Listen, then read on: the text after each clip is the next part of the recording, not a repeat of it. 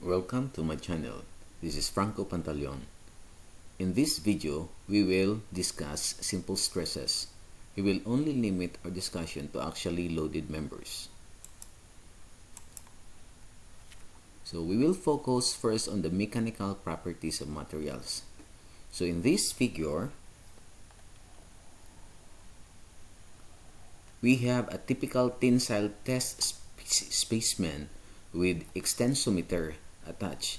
Now the extensometer measures the elongation during loading. So when force P is applied for our test specimen, so what we have here is that we have applied force P and we have the original length of our member, and when this is stretched, this will have deformation equal to delta. Now assuming that the area is equal to A, then the stress is simply equal to the force per unit area.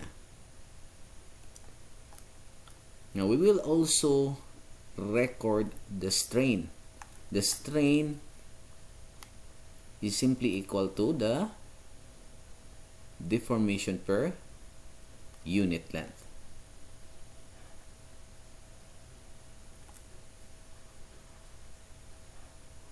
So what will happen is that we have a plot of stress versus the strain. Now the diagram begins with a straight line from origin O to point A. So this is our straight line, which means that the relationship between stress and strain in this initial region is not only linear but also proportional. So this simply means that this area here, this line here, is proportional.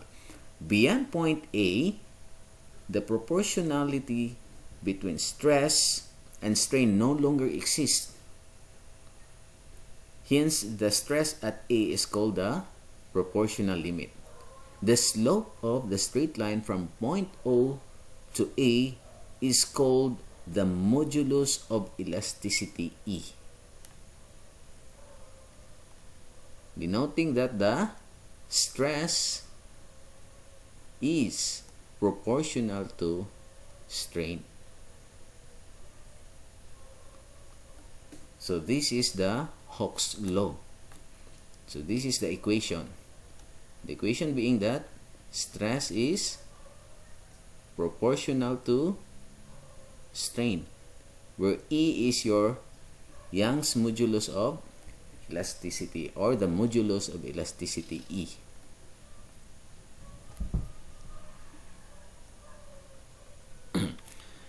Because the slope has units of stress divided by strain, modulus of elasticity has the same unit as stress. So in this case, if we have English units, then we might express our force P in terms in pounds, and we might express our area in terms of square inch or square inches.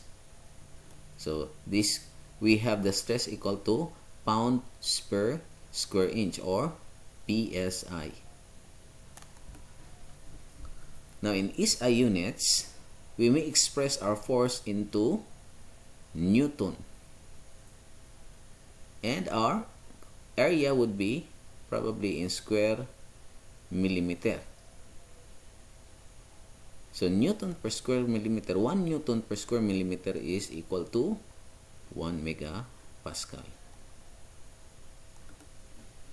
Okay, so these are usually the units for stress, normal stress for axially loaded members, and the units for the modulus of elasticity E.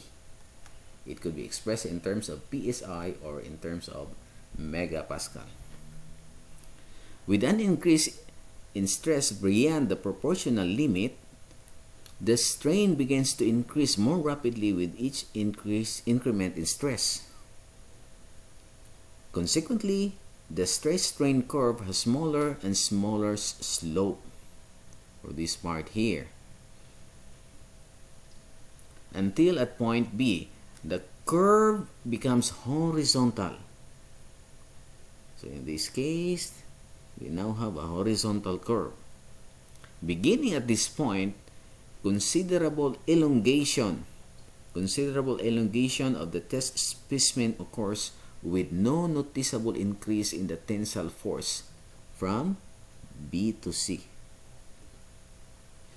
This phenomenon is known as yielding of the material, and point B is called the yield point. So this is our yield point. The corresponding stress is known as the yield stress, or we may express that in terms of F phi.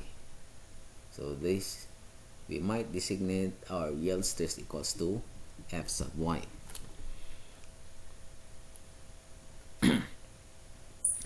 Now in the region from B to C, the material becomes perfectly plastic. What does it mean? It means that it deforms without an increase in the applied load. So we have here yielding of steel. So the steel becomes plastic. Now after undergoing the large strains that occur during yielding in the region BC, the steel begins to strain hardening. No, the steel begins to strain harden. During strain hardening, the material undergoes changes in its crystalline structure, resulting in increased resistance of the material to further deformation. The elongation of the test specimen in this region requires an increase in the tensile load, and therefore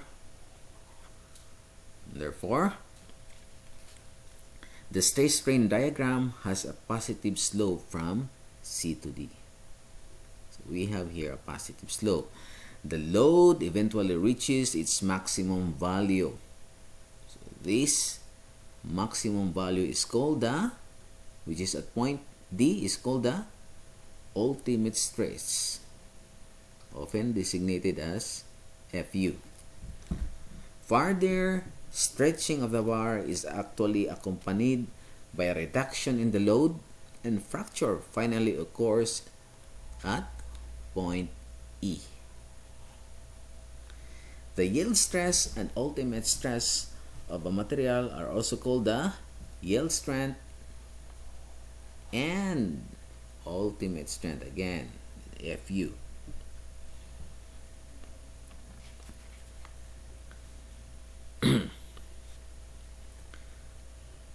When the test specimen is stretched, lateral contraction occurs. The resulting decrease in cross-sectional area is too small to have a noticeable effect on the calculated value of the stresses up to point C. Beyond that point, the reduction in area begins to alter the shape of the curve. In the vicinity of the ultimate stress, the reduction in area of the bar becomes clearly visible, and a pronounced necking in the bar occurs. So we have here a corresponding necking, and that is represented by this figure here.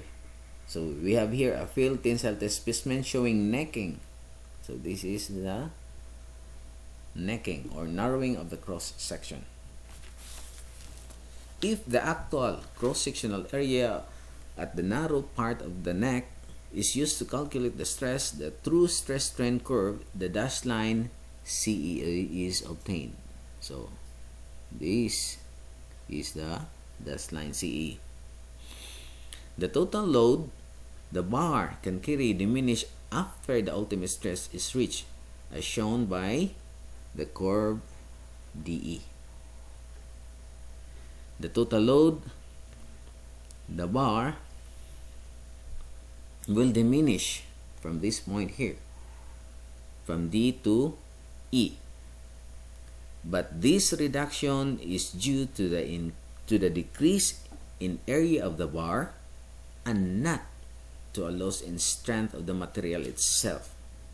In reality, the material withstands an increase in true stress up to failure, which is at point E. Most structures are expected to function at stresses below the proportional limit. Okay?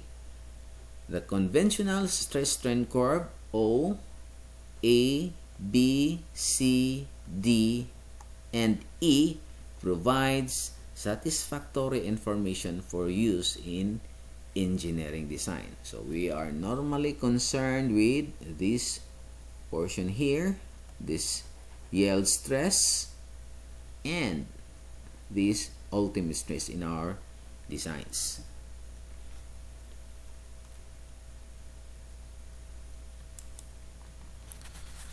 Okay, now for axially loaded members, we have here summary of formulas for our stress, strain, Hooke's law, and deformation. So if you have a bar applied with load P, this will usually increase in length. Now, assuming our original length is L and our applied force is P. Now, from Hooke's law, we have stress is proportional to strain. Now, we can write E, the modulus of elasticity, is equal to the stress over the strain.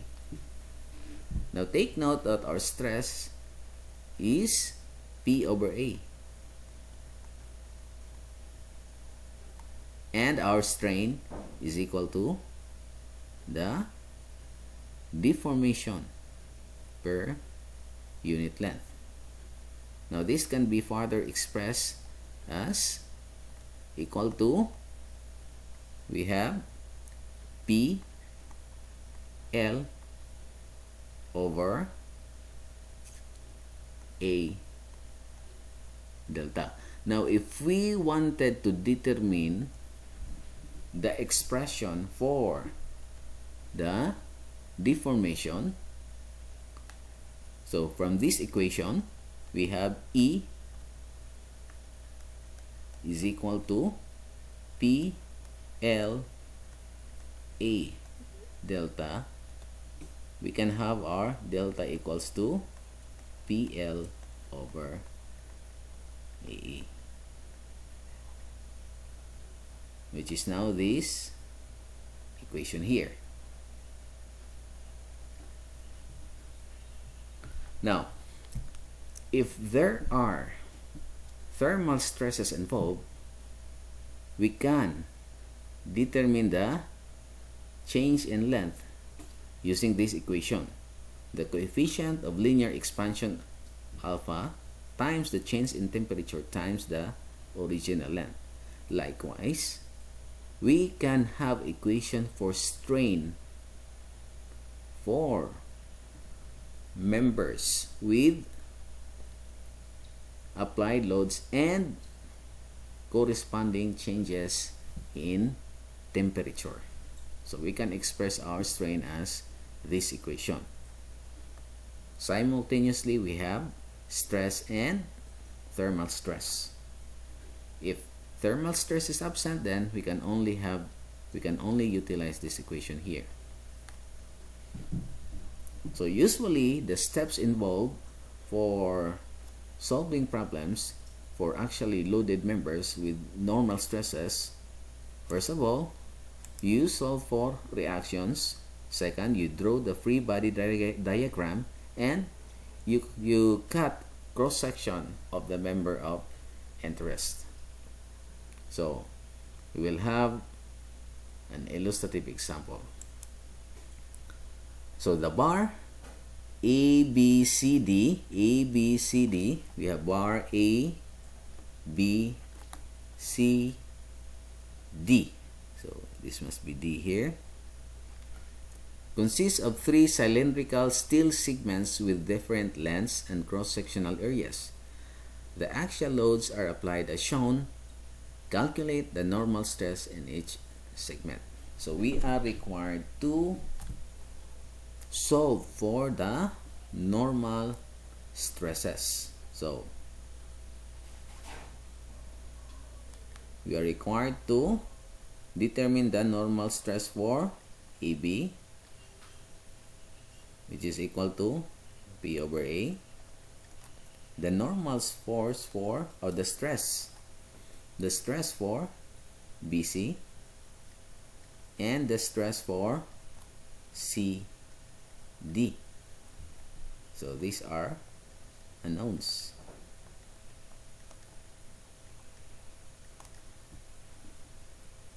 So what we will do now is we will first draw a free body diagram. So let me erase this first. So we can start with section AB. So for section AB,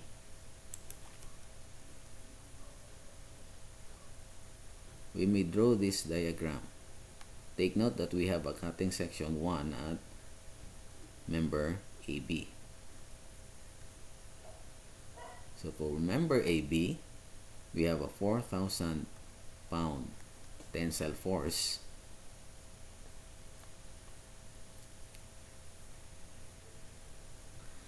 Therefore, the force for PEB must be equal to 4,000. This must be 4,000 pounds. If we cut along this section here, such that this will be in equilibrium. So for PEB, the force is 4,000 pounds. Next, we cut at section BC.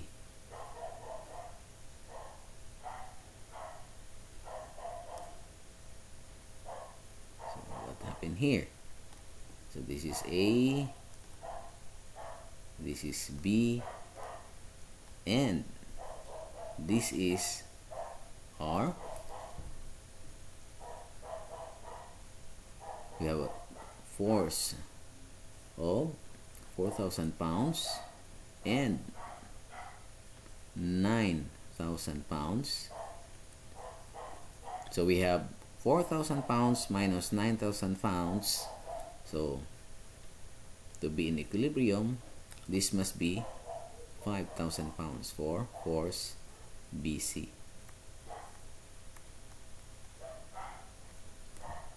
So for member AB, we have tensile force, and for member BC, we have a compressive force of 5,000 pounds.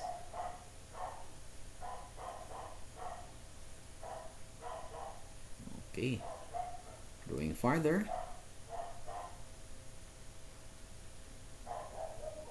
for member CD, so we have two options. We can cut along this section, and it would be very easy if we take this section here. Since this is 7,000 pounds compressive force, it follows that the force on CD is equal to 7,000 pounds. Now, we can draw the force diagram For tensile force, it would be positive. We have 4,000 pounds.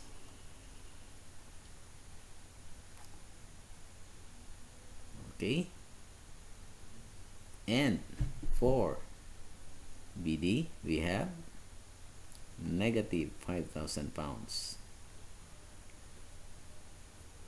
And for CD, we have negative 7,000 pounds, since this is in compression. So we have A, B, C, D. Okay.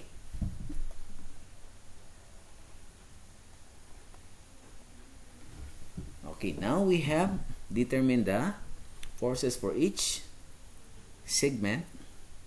We can now determine the normal stresses. So for AB, we have our force is 4,000 pounds over, from the equation, stress is equal to P over A,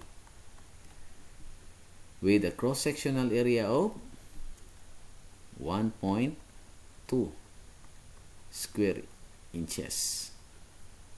So our stress for AB is equal to 3,300 pounds per square inch, or PSI.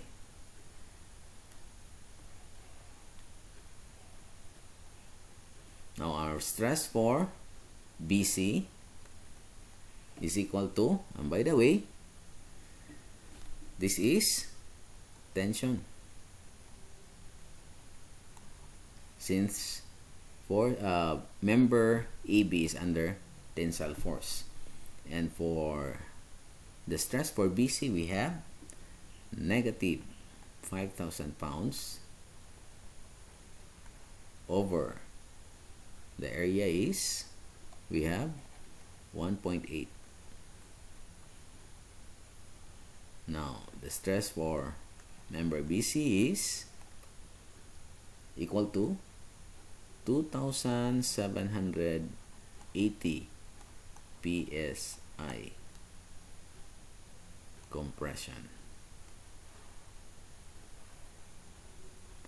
Now for stress for CD, we have negative 7,000 over 1.6, which is equal to 4,380 PSI compression.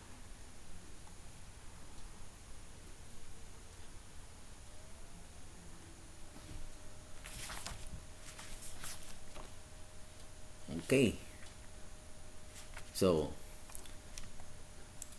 if you like the content of this video, click like and subscribe, and please share. Thank you.